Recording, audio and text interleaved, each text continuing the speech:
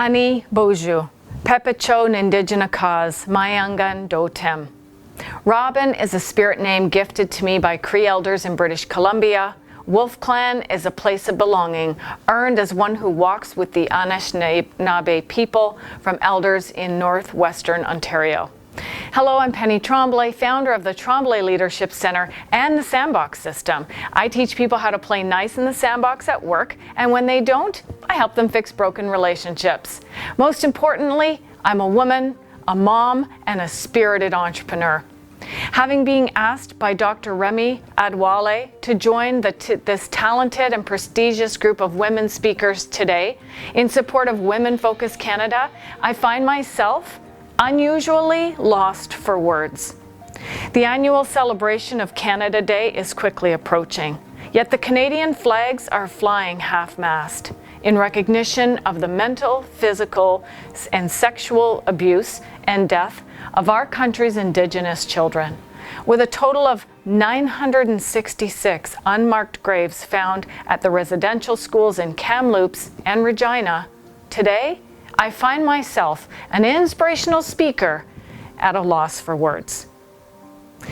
I'm born in Canada, raised Catholic, and white privileged. Last year, the death of George Floyd became the straw that broke the camel's back for the Black Lives Matter movement. It was only then that I began to realize what white privilege really meant. Recently, I further understood what it meant when Scott McLeod, chief of Nipissing First Nation, shared on a social media post that understanding what white privilege meant was sending your kids to school and having them return. Today, I contemplate, how can we celebrate our country during this time of discovery, of proof of the horrible truth? How can I, as a Canadian Catholic woman, fulfill my duty and speak to honor Canada today in light of a conflict within me that runs through my blood and my soul? Even as an inspirational speaker, I'm searching for words right now to soothe, to empathize, to share compassion with, to learn, and to help others find words. And so I remind myself of a couple of my own mantras that I repeat time and time again to help others work through conflict. These mantras are: seek to understand, find compassion, and choose high thoughts. Let's start with seek to understand. You cannot solve a set of circumstances that you do not understand. Our Creator gave us 2 ears and 1 mouth. The symbolism here is to listen twice as much as you speak. If you're wondering what to say to an Indigenous person during this difficult time, just invite them to talk about whatever it is they want to share. You could simply ask them how they're feeling right now, or what life is like being Anishinaabe. In the Indigenous culture, you do not interrupt an elder, no matter how long they speak, how long your meeting agenda is being set back, or how much you think what you have to say is more important. It's an exercise in listening, in sitting still, in allowing storytelling to be story receiving, and in respect. Seeking to understand is not always about having an agenda of your own, but allowing someone to have the message, and your intention is only to seek to understand it. When they're finished talking, restate what you heard. You don't need to defend, apologize, or fix anything. Just let their words in. Hear them, feel them. Try to put yourself in their shoes to empathize as they're telling their stories. The second point, find compassion. The one thing I've learned teaching adults about compassion is that most people don't understand what compassion really means. Compassion is not empathy or taking action like acts of kindness or fixing things. Let's break down the word compassion. Com is a prefix that means community, and passion is a strong feeling about something. Compassion then means a communal sharing of a strong feeling. The dictionary defines compassion as concern for the suffering or misfortunes of others. So feeling compassion does not require fixing, defending, or apologizing. Taking action toward reconciliation could include apologizing, showing kindness, or other acts of doing something. However, first off, let's just master compassion. I'll tell you my version of a story that's been told for centuries to teach compassion. One day, a trusting Indigenous mom sent her young, beautiful 5-year-old Indigenous daughter to school. Over an hour after her expected return, the mother became worried that something had happened to her daughter.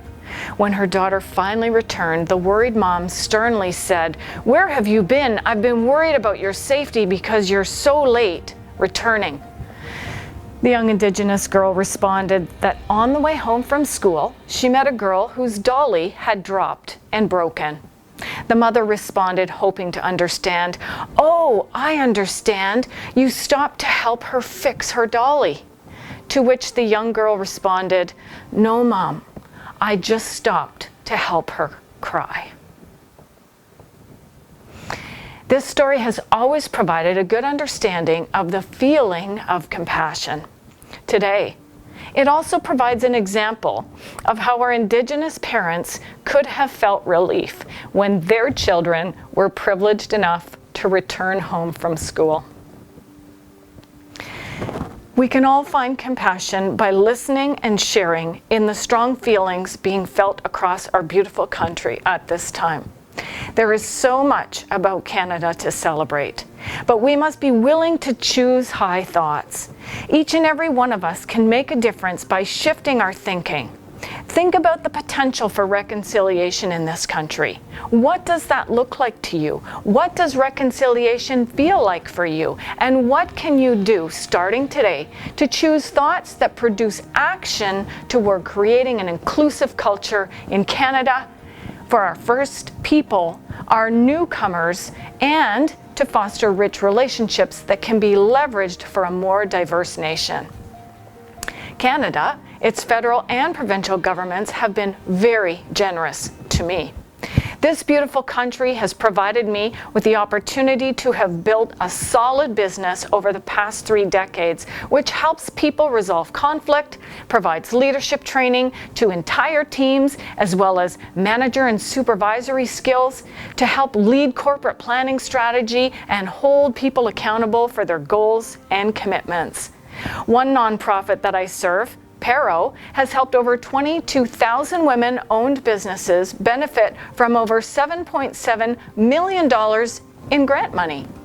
Canada is rich. There's abundance for all. We all deserve equal privileges, and I am committed to serving my country with special interest in rebuilding relationships and capacity in our First People, First Nation, Indigenous communities.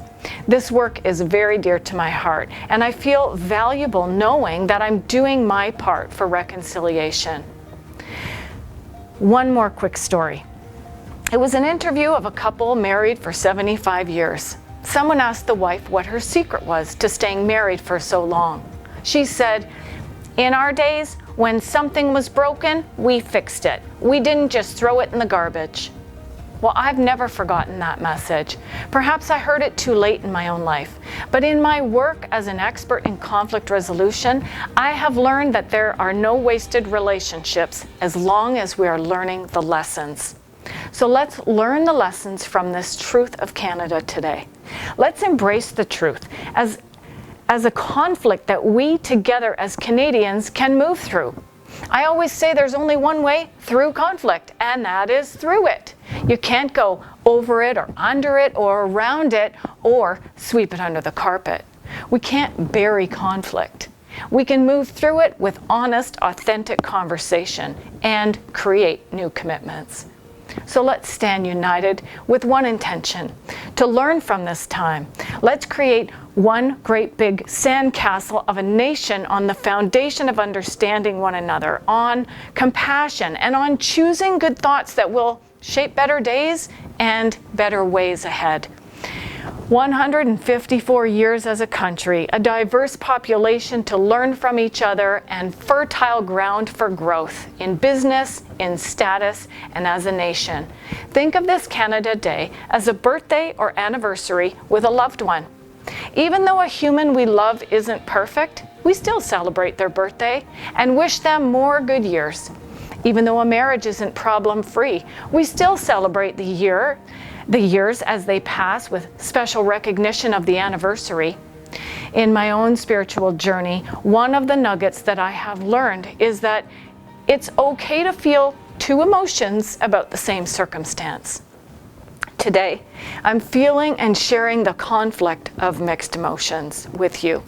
I'm feeling sorrow and pride for my Canadian heritage, yet I'm here to inspire all participants to rise up to the challenge of seeking to understand and feeling compassion for a country in mourning, yet a country so full of opportunity and potential for all.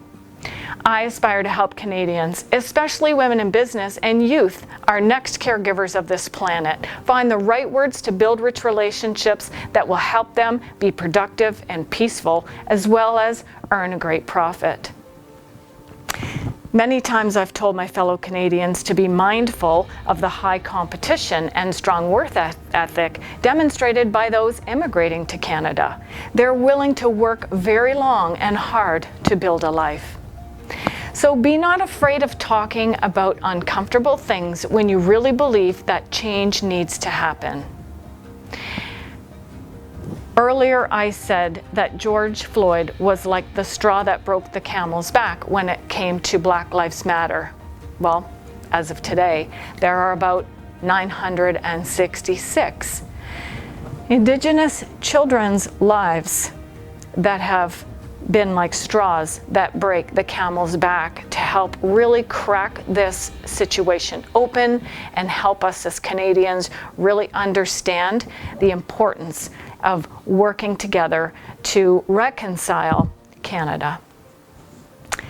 Thank you very much. I'm Penny Tremblay from the Tremblay Leadership Center, founder of the Sandbox system, and very honored to have a few minutes to join Remi and Women Focus Canada today to celebrate.